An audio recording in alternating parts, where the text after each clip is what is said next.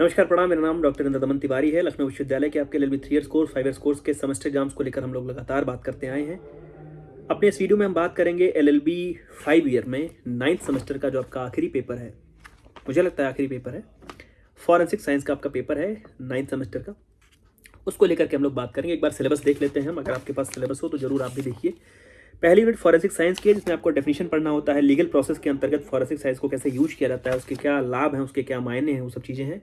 Evidence के बारे में आपने इंडियन एविडेंस एक्ट में पढ़ा होगा, क्योंकि आपके समय में इंडियन एविडेंस एक्ट आपने पढ़ा होगा, ये नया वाला नहीं पढ़ा आपने। तो एविडेंस में आपको डॉक्यूमेंट्री एविडेंस, मेडिकल सर्टिफिकेट्स का क्या महत्व है, मेडिको लीगल रिपोर्ट्स का क्या महत्व है। डाइंग डिक्लेरेशन आपने सेक्शन 32 में पढ़ा होगा। मृत्युजन्य कथन बोलते हैं, मृत्युकालिक कथन बोलते हैं, वहाँ भी डेथ सर्टिफिकेट है। ओरल एविडेंस का क्या महत्व है। डाइंग डिक्लेरेशन के अंतर्गत जो deposition of a medical witness है taken in a lower court है, उसकी क्या रेलिवेंसी है, उसका क्या महत्व है। इस प्रकार से चीज़ें आपसे पूछी जाती हैं। दूसरी यूनिट कुछ ऐसे क्रिमिनल लॉ के अंतर्गत जो फॉरेंसिक साइंस का यूज है और किस माध्यम से होता है, जैसे पर्सनल आइडेंटिटी के लिए होता है, डेफिनेशन उसमें है, रेस है, सेक्स है, डिटर्मिनेशन, और एंथ्रोपोमेट्री है, डैक्टाइलोग्राफी है, फुटप्रिंट्स है, स्केर्स हैं, डिफॉर्मिटीज़ हैं, टैटू के मार्क्स हैं। टैटू मार्क्स को लेकर के एक बार सवाल भी शॉर्ट में पूछा जा चुका है आपसे। ऑक्यूपेशनल मार्क्स हैं, अगर कोई पेशे के दौरान, कोई व्यवसाय के दौरान, हैंड राइटिंग को लेकर के है, क्लोथ्स को लेकर के है, मतलब कपड़ों को लेकर के, पर्सनल कोई अगर आर्टिकल है, घड़ी है, ब्रेसलेट है, नेकलेस है, इस प्रकार से चीज़ें हैं। स्पीच एंड वॉइस है, अगर आवाज़ है कुछ ऐसी, DNA फिंगरप्रिंटिंग है, गेट है। उसके बाद पोस्टमार्टम एग्जामिनेशन से आपको एक बड़ा सवाल भी मिलता है। और पोस्टमार्टम एग्जामिनेशन में जैसे एक बार सवाल पूछा गया है कि what are the objectives and rules of postmortem, तो ये सवाल आपके लिए, ये टॉपिक आपके लिए बड़ा जरूरी है कि पोस्टमार्टम एग्जामिनेशन कैसे होता है, ऑब्जेक्टिव्स क्या होते हैं, उसके रूल्स क्या है। एक्सटर्नल एग्जामिनेशन का मतलब, इंटरनल एग्जामिनेशन का मतलब, बॉडी का इंटरनल एग्जामिनेशन का मतलब, बॉडी का एक्सटर्नल एग्जामिनेशन का मतलब क्या होता है, और जो डेथ का कॉज पता करने की क्या व्यवस्था है। एग्जामिनेशन ऑफ बायोलॉजिकल स्टेन्स है, हेयर्स हैं, ब्लड है, सीमन है, सलाइवा स्टेन्स है, हेयर्स एंड फाइबर्स हैं, बाल रेसे वगैरह हैं। या जो मेडिकल लीगो एस्पेक्ट है, स्टेरलाइजेशन का, इंपोर्टेंस का, मतलब नपुंसकता का या नसबंदी का, तो जो उसकी चीज़ें हैं। आर्टिफिशियल इंसेमिनेशन का मतलब क्या होता है, सरोगेट बर्थ का मतलब क्या होता है, सीमेन बैंकिंग है, वर्जिनिटी है, प्रेगनेंसी एंड डिलीवरी है, sexual offences and unnatural sexual offences है, एड्स वगैरह को लेकर के।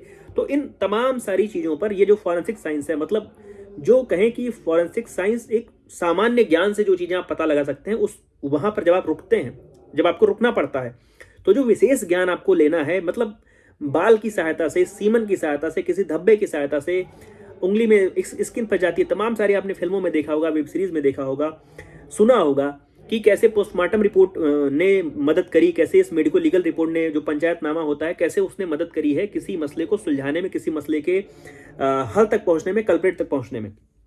उसके बाद लेजिटिमेसी वगैरह है। लेजिटिमेसी है, लीगल एस्पेक्ट ऑफ मैरिज है, इनफेंटिसाइड है, अबॉर्शन है, मेडिकल टर्मिनेशन ऑफ प्रेगनेंसी है। लेजिटिमेसी पर हम कहेंगे कि अपने पूर्व मुख्यमंत्री नारायण दत्त तिवारी जी का एक बड़ा मामला भी है, मसला भी है। तीसरी यूनिट जो है वो डेथ को लेकर के, वुंड्स को लेकर के, घाव और मृत्यु को लेकर के। डेथ का जो मेडिको लीगल एस्पेक्ट है, उसकी definition, mode of death, sudden death का मतलब क्या होता है, डेथ के साइंस को लेकर के है, साइन मतलब चिन्हों को लेकर के है। टाइम सिंस डेथ, आप मृत्यु के बाद ये भी पता लगा सकते हैं कि कितनी देर हुआ इसकी जो जान गए हुए, इसकी मृत्यु हुई है। अगर बॉडी आपको थोड़े दिन बाद मिल रही है, थोड़े समय बाद मिल रही है, तो फॉरेंसिक साइंस की मदद से पता लगाया जा सकता है कि उसकी डेथ एग्जैक्टली कब हुई थी। और आगे डेथ फ्रॉम एस्फिक्सिया है, यहाँ से आपको सवाल मिलता है इंट्रोडक्शन में। हैंगिंग है, स्ट्रैंगुलेशन है, सफोकेशन है, ड्राउनिंग है। सबका अलग अलग सवाल, सब बड़े बड़े सवाल के तौर पर आपसे पूछा भी गया है। आगे बढ़े तो जो इंजरीज बाई मैकेनिकल वायलेंस है, जिसमें आपको बिजनेस एंड कॉन्सूसुअंस, एब्रेजन्स हैं, वुंड्स हैं, introduction to fire arms and ammunitions है, ऐसे करके चीज़ें हैं। Medico legal aspect of wounds में नेचर ऑफ इंजरी है, एग्जामिनेशन ऑफ इंजर्ड पर्सन है, कैसे इंजर्ड पर्सन का एग्जामिनेशन किया जाएगा, कैसे जो डेथ फ्रॉम वुंड्स का जो कॉज है वो वॉल्यूशनल की जो पावर्स है, acts after receiving a fatal injury, difference between wounds inflicted during life and after, जीवन के पहले। जैसे कभी कभी कुछ अपराध में आपने सुना होगा कि अपराधी जो है उसने किसी विक्टिम को पहले गोली मारी, उसकी मृत्यु हुई, उसके बाद उसने 2-4-6 गोली और मार दी, या कुछ उसका चेहरा विकृत कर दिया, किसी प्रकार की और घाव किसी प्रकार के उसके बॉडी में दिया। तो एक डेड बॉडी में घाव देना और एक जीवित बॉडी में, एक्टिव बॉडी में घाव देने में अंतर है, और दोनों की दोनों फॉरेंसिक साइंस की मदद से ट्रेस की जा सकती है, पता लगाई जा सकती हैं। Suicidal, homicidal, accidental wounds. Suicidal homicidal accidental wounds में अंतर है, डिफरेंशिएट करने का है, वो भी आपके फॉरेंसिक साइंस की मदद से हो सकता है। चौथी यूनिट मेंटल हेल्थ और टॉक्सिकोलॉजी को लेकर के इंसैनिटी से आपको एक बड़ा सवाल मिलता है। Insanity in its medico legal aspect, introduction, cause of mental ill health, indication of mental health, classification of mental disease, feigned mental ill health, criminal responsibility. दूसरा पॉइंट है टॉर्चर और मेडिसिन को लेकर के, जिसमें आपको टॉर्चर के रीजन को, टाइप ऑफ टॉर्चर को, medico legal aspect of torture को, पोस्टमार्टम डिटेक्शन टू टॉर्चर को पढ़ना होता है। टॉक्सिकोलॉजी या कहें विश्व विज्ञान, जिसमें जो पॉइजन से रिलेटेड जो लॉज हैं, जो एक्शन ऑफ पॉइजन हैं, जो इरेस्पायरेबल केसेज हैं, कार्बन डाइऑक्साइड हैं, कार्बन नॉन मोनोऑक्साइड है, वार गैसेज हैं, जिनके माध्यम से आप किसी की मृत्यु भी कारित कर सकते हैं, वो इतनी खतरनाक हानिकारक गैसें होती हैं। अगला पॉइंट लर्न मेडिसिन का है, जिसमें आपको मेडिकल एथिक्स को लेकर के मेडिकल काउंसिल एक्ट से जो चीज़ें, प्रोफेशनल नेग्लिजेंस जैसे पोस्टमार्टम के दौरान उसमें है कि आप तमाम सारे कॉशन बरतेंगे, उसकी जो क्या कहते हैं गरिमा को नहीं भंग करते हैं, उसकी बॉडी की गरिमा को नहीं भंग करते हैं, अगर उसमें कुछ कॉन्फिडेंशियलिटी वाली बात है तो उसको भंग नहीं करते हैं। तो तमाम सारे जो ऐसी चीज़ें हैं जिसमें आपको नेग्लिजेंस से बचना है, और मेडिकल काउंसिल एक्ट के भी अंतर्गत और मेडिकल एथिक्स के अंतर्गत भी कुछ ऐसे प्रावधान बताए गए हैं जिसके माध्यम से आपको जैसे ट्रांसप्लांटेशन ऑफ ह्यूमन ऑर्गन्स है या ह्यूमन एक्सपेरिमेंटेशन है, तो तमाम सारी ऐसी चीज़ें हैं, तमाम सारे ऐसे पॉइंट्स हैं जहां पर आपको एथिक्स को फॉलो करना है और आप उस एथिक्स के अगेंस्ट जा करके कोई काम नहीं कर सकते। सवालों की बात करें जो आपके लिए जरूरी सवाल हैं, कुछ पुराने छोटे बिंदुओं पर हम कहें जो आपसे खूब पूछे जाते रहे हैं, जैसे फॉरेंसिक साइंस का मतलब क्या होता है, न्याय और विज्ञान का मतलब, टैटू मार्क्स को लेकर के इंसैनिटी का मतलब क्या है, एब्रेशन खरोच का मतलब क्या है, डाइंग डिक्लेरेशन आपसे खूब पूछा जाता रहा है, मृत्युकालीन घोषणा का मतलब, फील्ड मेडिकल इल हेल्थ, अगर पागलपन का कोई ढोंग करे, पागलपन मैं तो पागल हूं, मेरे से इस वजह से ये चीजें हो गई, फिंगरप्रिंट क्या है, वुंड्स क्या है, रिगरर मॉर्टिस क्या है, मृत्युजन्य काठिन्य बोलते हैं, वार गैसेज का मतलब क्या है। तो इस प्रकार से छोटे छोटे टॉपिक भी हैं जो आपको ए बी करके सी करके कमेंट में पूछे जाते रहे हैं। सवाल आपको जैसे मिलता है इसमें एविडेंस की जो आपने डेफिनेशन पढ़ी है डॉक्यूमेंट्री या इनमें इसका मेडिको लीगल जो एस्पेक्ट है एविडेंस का, वो आपके लिए बहुत जरूरी है कि मेडिको लीगल एस्पेक्ट क्या है। डाइंग डिक्लेरेशन जैसे मामलों में ये मेडिको लीगल एस्पेक्ट उसका बहुत बढ़ जाता है, नहीं तो मृत्युकालिक जो कथन है कोई व्यक्ति किसी का भी नाम ले लेगा तो उससे दिक्कत होगी, लेकिन जो उसका डाइंग डिक्लेरेशन है उसको फॉरेंसिक साइंस किस प्रकार से सही डाइंग डिक्लेरेशन साबित करता है ताकि वो आगे जाकर के थोड़ा कंक्लूसिवनेस के आसपास पहुंचा दे। तो डाइंग डिक्लेरेशन को लेकर के और डाइंग डिक्लेरेशन का जो मेडिकल विटनेस है उसको लेकर के आप थोड़ा सा विशेष तरीके से पढ़ करके आइएगा।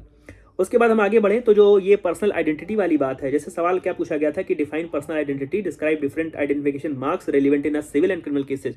तो आपके लिए सवाल जरूरी है कि किस प्रकार से व्यक्तिगत पहचान जो है उसको आपको परिभाषित किया जाएगा आपके द्वारा। सिविल एवं आपराधिक मामलों में सुसंगत विभिन्न पहचान चिन्हों का वर्णन कीजिए। आगे बढ़ते हैं, पोस्टमार्टम आपके लिए जरूरी है, पोस्टमार्टम के ऑब्जेक्टिव क्या है, पोस्टमार्टम के रूल्स क्या हैं। जैसे सवाल एक बार पूछा भी गया है कि what are the objectives and rules of postmortem, तो आप पोस्टमार्टम के रूल्स, ऑब्जेक्टिव, उसका इंटरनल एग्जामिनेशन, उसका एक्सटर्नल एग्जामिनेशन कैसे होता है, इसको खूब कायदे से पढ़ लीजिएगा। आगे बढ़ें, डेथ्स फ्रॉम एस्फिक्सिया में हैंगिंग, स्ट्रैंगुलेशन, सफोकेशन, ड्राउनिंग आपके लिए सब बहुत जरूरी है। चारों के मध्य में आप अंतर जरूर देखिएगा कि हैंगिंग में, स्ट्रैंगुलेशन में, सफोकेशन में, ड्राउनिंग में अंतर क्या है, किस प्रकार से जो डूब करके किसी की मृत्यु हो रही है या किसी की अगर हैंग करके उसको मार के टांगा जा रहा है, लटकाया जा रहा है, तो क्या उसमें विशेष अंतर आ जाता है, क्या उसमें परिवर्तन आ जाता है, यह जरूर पढ़िएगा। उसके बाद जो वुंड्स हैं, वुंड्स के जो मेडिको लीगल एस्पेक्ट हैं, किसी घाव का जो मेडिकल लीगल एस्पेक्ट है, और वुंड्स के जो काइंड्स हैं, सुसाइडल, होमिसाइडल, एक्सीडेंटल वुंड्स, इसके बीच में क्या अंतर है उसको भी आप कायदे से एक बार देख लीजिएगा। आगे बढ़े हम, तो एस्फिक्सिया की हम लोगों ने बात कर ली, और जो टॉर्चर वाली बात हम लोग कर ले, टॉर्चर मेडिसिन को लेकर के, टॉर्चर का जो लीगल एस्पेक्ट है या बोले कि medico legal aspect of torture जो है, टाइप्स ऑफ टॉर्चर जो है, और जो पोस्टमार्टम डिटेक्शन टू टॉर्चर है वो क्या है, वो पोस्टमार्टम, ये टॉर्चर वाली बात आपके लिए बहुत जरूरी, उसको पढ़ लीजिएगा। उसके बाद इंसैनिटी आपके लिए जरूरी है, इंसैनिटी का मेडिकल, जैसे इंसैनिटी को लेकर सवाल किस प्रकार से पूछा गया है कि describe the causes and classification of insanity.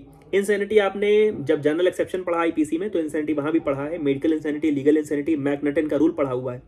तो आपको इंसैनिटी का जो मेडिको लीगल एस्पेक्ट है, क्या है cause of mental ill health, और कैसे इसको मेंटल डिजीज को क्लासिफाई करते हैं, वो सब चीजें आपको पढ़नी है।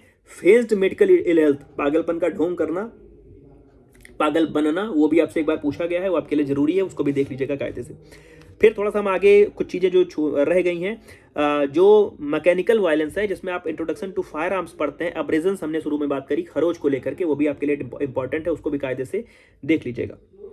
पेपर में थोड़ा सा कहें तो विज्ञान भी है, थोड़ा सा कहें तो टेक्निकलिटी भी है, थोड़ा सा कहें तो नयापन भी है, इसलिए बहुत घबराने की आवश्यकता नहीं है, बस ये है कि सवाल को थोड़ा सा धैर्य रख के, धीरज रख के पढ़ने की आवश्यकता है, और जो आप पढ़ करके जा रहे हैं इतने में से आपको चीज़ें मिल जाएंगी, ऐसी मुझे उम्मीद है, ऐसी मुझे संभावना लगती है। तो ढेर सारी शुभकामनाएं आप सभी को।